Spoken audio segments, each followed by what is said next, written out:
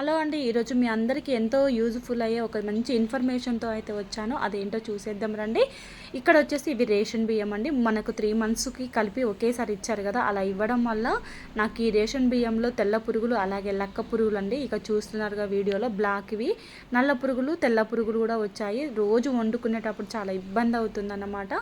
అందుకోసం అని చెప్పేసి అసలు వీటికి ఏం చేయాలి, ఎలా దీనికి పరిష్కారం ఏంటి అని నేను ఈ వీడియోలో అయితే తీసానన్నమాట. మీ అందరికి కూడా యూజ్ఫుల్ అవుతుందని అనుకుంటున్నాను. ఎందుకంటే అందరికీ ఒకేసారి రేషన్ బియ్యం ఇచ్చారు కదా. అంతేకాకుండా ఒక్కోసారి మనకు పొలంలో పండిన బియ్యంలో కూడా మనకు పురుగులు అయితే వస్తూ ఉంటాయి. వాటిని ఎలా తొలగించాలి, వాటి యొక్క వీటిని ఎలా నివారించాలనే దగ్గర ఈ వీడియో అయితే తీశాను. ఫస్ట్ ఆఫ్ ఆల్ వచ్చేసి మనము బస్తలో ఉన్న బియ్యాన్ని ఒకేసారి మనం తీసేస్తాం కదండి, అంటే ఓపెన్ చేసి పెడతాం కదా గాలికి. అలా కాకుండా బస్తా యొక్క ముడిని గట్టిగా మనము ముడిచి పెట్టాలి. అలా అయితే మనకి లోపలికి గాలి అనేది వెళ్ళకుండా పురుగులు అనేవి చేరవు.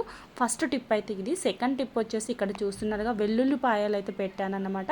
వెల్లుల్లి గడ్డలు ఉంటాయి కదండి మన కిచెన్లో అన్నీ ఉండే ఐటమ్స్ తోటి అయితే నేను మీకు ఈ టిప్స్ అయితే చెప్తున్నాను.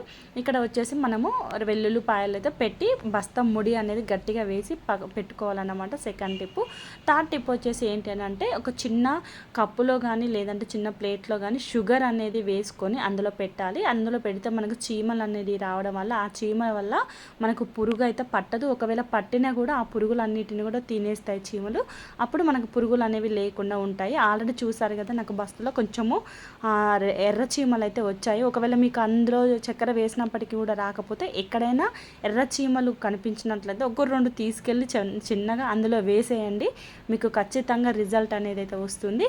ఇంకో టిప్ వచ్చేసి ఏంటంటే, ఒక టిష్యూ పేపర్ అయితే తీసుకున్నాను. దాంట్లోకి కొంచెం పసుపు అలాగే 2 లవంగాలు 2 ఇలాచీలు ఒక దాచిన చెక్క వేసుకున్నాను. ఇక్కడ పసుపు కూడా వేసుకొని మొత్తం ఒకేసారి ఈ విధంగా మీకు వీడియోలో చూపిస్తున్నట్లు టిష్యూ పేపర్ని మొత్తం కూడా ఈ విధంగా దగ్గరికి మలుచుకొని రబ్బర్ బ్యాండ్ అనేది పెట్టి బియ్యం అనేది ఇట్లా వెడల్పుగా అనుకోవాలి. మనము బియ్యం అనేది మధ్యలో ఇక్కడ చూస్తున్నారు కదా, మధ్యలో మనము ఏదైతే మనం మూట కట్టి పెట్టామో టిష్యూ పేపర్లో మసాలాలు అలాగే పసుపు అనేది పెట్టాం కదా, అది అందులో పెట్టేసి బియ్యం అనేది కప్పి పెట్టి మనము బస్తా ముడి అనేది గట్టిగా వేసినట్లయితే మనకు ఆ స్మెల్కు ఉన్నటువంటి పురుగులు అన్నీ కూడా చచ్చిపోయి మనకు అక్కడ తెల్ల పురుగులు కానీ లెక్క పురుగులు కానీ లేకుండా ఉంటాయి అన్నమాట. ఇవన్నిటిని కూడా నేను ఇవి చేసిన తర్వాత రిజల్ట్ వచ్చాకనే మీకు ఈ వీడియో అనేది తీసైతే పెడుతున్నాను. ఇంకా అక్కడక్కడ నాకు కొంచెం అయితే నేను చేసేటప్పుడు వీడియో తీశాను, తర్వాత నాకు రిజల్ట్ వచ్చిన తర్వాతనే దీన్ని అప్లోడ్ అయితే చేస్తున్నాను వీడియోను. ఆ విధంగా ఫస్ట్ ఆఫ్ ఆల్ మనం బస్తా ముడి అనేది గట్టిగా పెట్టడానికి అయితే మ్యాక్సిమం ట్రై చేయాలన్నమాట. ఇంకొకటి వచ్చేసి మరొక రెసిపీ. ఇవన్నిటి కూడా టిప్స్ కూడా నేను 4-5 టిప్స్ కలిపి చెప్తున్నాను. ఇందులో మీరు ఏ ఒక్కటి యూజ్ చేసినా కూడా సరిపోతుంది. వీటిని ఖర్చుతో పని లేకుండా మనకి ఇంట్లోనే యూజ్ అయ్యేటువంటి మన కిచెన్లో ఉండే ఐటమ్స్తోనే నేను ఈ తెల్ల పురుగులు పోవడానికి నేనైతే ట్రై చేశాను అన్నమాట. మనకు రూపాయి ఖర్చు లేకుండా మనము ఇంట్లోనే ఈజీగా చేసుకోవచ్చు అనమాట. బయట కొనుక్కొచ్చే బోరిక్ పౌడర్ అని అవి ఉంటాయి కదండి, అవన్నిటికంటే ఇంట్లోనే ఇలా ట్రై చేయండి. ఎందుకంటే అవి మళ్ళీ మనము బయట కెమికల్స్ యూజ్ చేసి మనం తింటే కడుపులోకి వెళ్ళడం, ఇదన్నిటికంటే కూడా మనం ఇంట్లో ఉన్న వాటితో చేసుకుంటే ప్రాబ్లం ఏముండదు కదా, అందుకోసం అని చెప్తున్నాను. ఇక్కడ ఇంకొకటి వచ్చేసి ఏంటి అని అంటే, ఇక్కడ మసాలాలు అంటే ఆల్రెడీ షార్ట్ వీడియోలను మీకు ఆల్రెడీ పెట్టాను. ఇదైతే చూసారో లేదో తెలియదు, మళ్ళొకసారి అయితే చూడండి, లేకపోతే ఇందులో చూసినా మీకు సరిపోతుంది.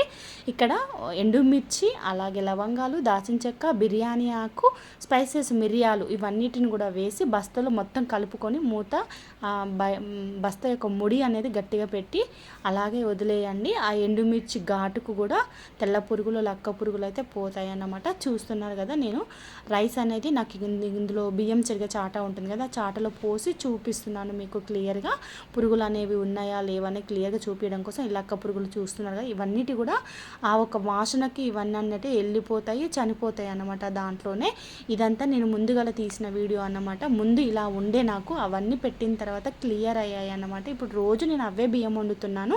కాకపోతే మార్నింగ్ టైంలో మనం చూసి వండాలంటే చాలా టైం పడుతుంది. అంతేకాకుండా మనకు తినాలన్నా కూడా తినబుద్ధి కాదన్నమాట ఆ పురుగులను చూసిన తర్వాత. అందుకోసమని అలానే బియ్యం పడబోయలేము చేసుకోలేం కదా, అందుకోసం ఇలా ఈ చిన్న చిన్న టిప్స్ మీరు యూజ్ చేసినట్లయితే చాలా యూజ్ఫుల్ అవుతుంది అన్నమాట. లాస్ట్ టిప్ వచ్చేసి ఇది ఫైనల్ అన్నమాట. ఇవన్నిటిని మ్యాక్సిమం ఇంట్లోనే ఇవన్నీ దొరికేటి. లాస్ట్కి ఇది కూడా ట్రై చేయండి, తప్పకుండా మీకైతే రిజల్ట్ కనిపిస్తుంది.